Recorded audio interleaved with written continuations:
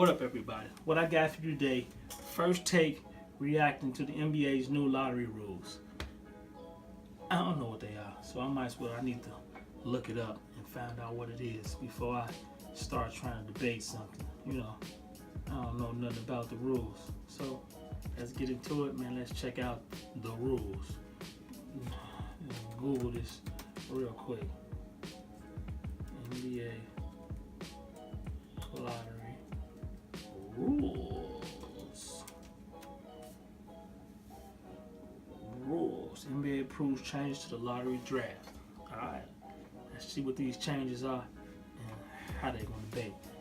Alright, New York.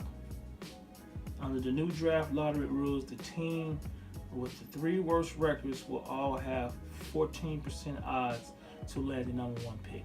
I think that's good. When the changes are implemented within the 2019 draft, the team with the worst record previously has 25% odds to win the lottery and could fall to the number 4 spot in the draft. Now that the team called tumble all the way to 5th.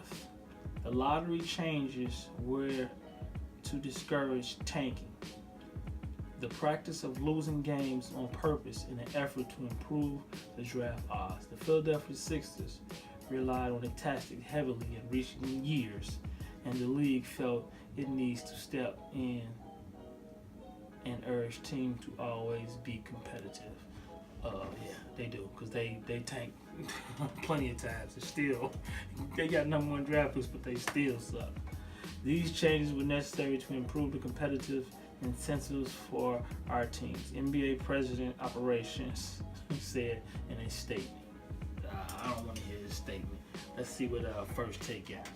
I think that's a good idea, man. That's a wonderful idea. So not just one team get the chance, the worst team, you know, but 3 of them get a chance to get it. So let's check it out and see what they think. Do you like these rule changes? No, I love them.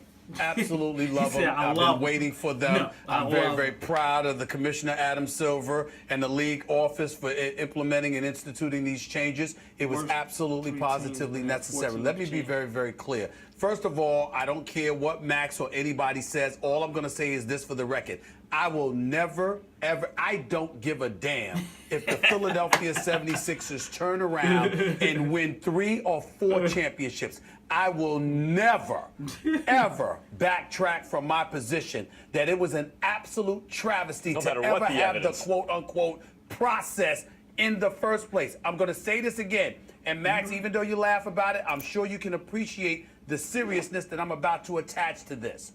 To tank seasons. Yeah, I hate that. No. There is no African American that can get a job and tank seasons and still keep their job. Sam Hinkie ultimately stepped away, and it was not his fault. And I don't mean to come across as somebody that points the finger at him, because I know it wasn't him. It was ownership. Yeah. But it was an absolute disgrace that you literally were willing to lose multiple seasons unapologetically while still taking money from the fans when there's free agency to entertain, and you could go out there and recruit and work your tail off as opposed to just relying on picks and the NBA draft. I thought that was a travesty. But let me get to my bigger point. And this is one of the things that Max and I had butted heads about last year. Did you notice, Molly, what the rule states? If you're going to sit down, it needs to be for a home game. And when it's a home game, you still got to come out to the bench and try to fraternize with fans or whatever the case may be. Let's take the superstar of superstars in the world of basketball. LeBron James, unquestionably the best player in the game. And oh, by the way, incredible basketball ambassador along with Kevin Durant and others. Let's think about this for a second here. You're not playing. No one knew you were playing. I know. They buy tickets to the game. You know if Cleveland's a part of their package, it's because LeBron James was supposed to be playing. Right. Not only are you healthy, but you come out there with a suit, you're sitting on the bench, you're laughing and yucking it up with no conscience whatsoever. People have traveled from all over the place to come and watch you play. You're perfectly healthy enough to play. You're just resting. There's nothing in your contract that says, well, you know what, I can take off when I want to. No, And all I'm saying is if you're going to miss games, certainly it should be the home games where 41 nights a year you're there because the vast majority of people that's paying to see you will get an opportunity to see you play. But when you go into a city once or twice a year, you don't skip those games. And I'm not trying to point out LeBron like he was guilty of culprit and all of this. I'm just saying, those marquee dudes, you're valuable for a reason. So, yeah, it's the marquee. And when we love MJ and when we love Kobe, let's remember, it wasn't just because of their greatness.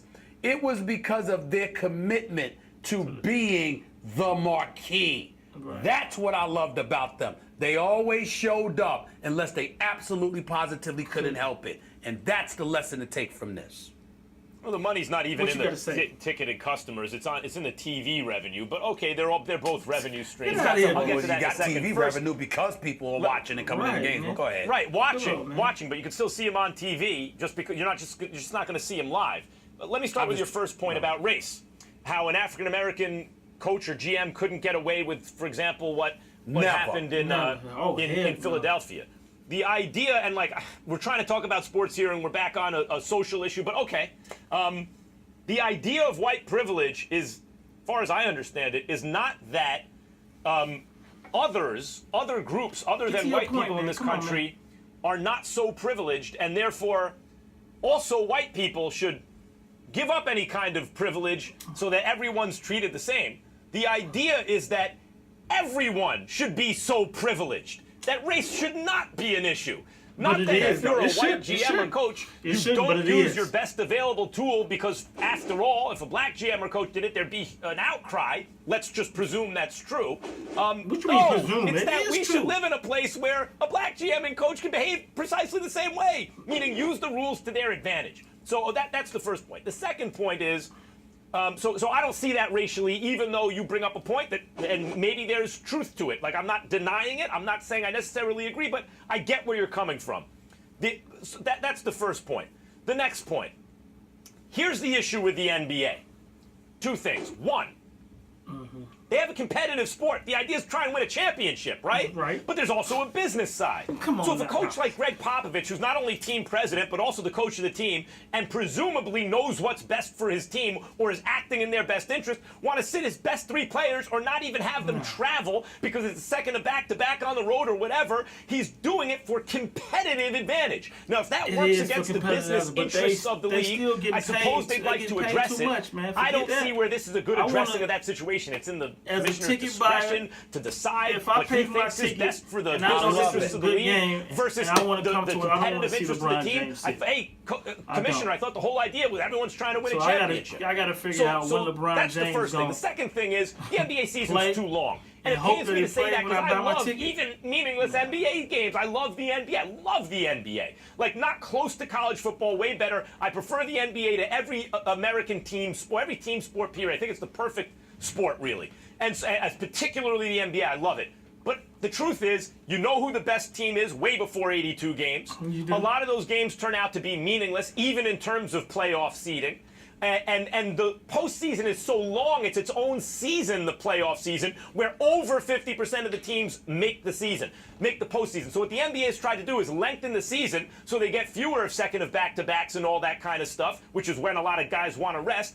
And I get that, but the real issue is there's too much inventory. There are too many regular season games, and that's really the reason that coaches rest players. There are too many games. Yeah, I agree with you. It is too many games, but you're getting paid a lot of money, so suck it up and play it. All right, man, tell me what you think.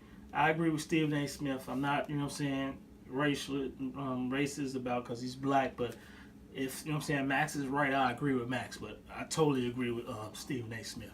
All right, let me know what you thought. If you liked it, hit that subscribe and like button. All right. Peace.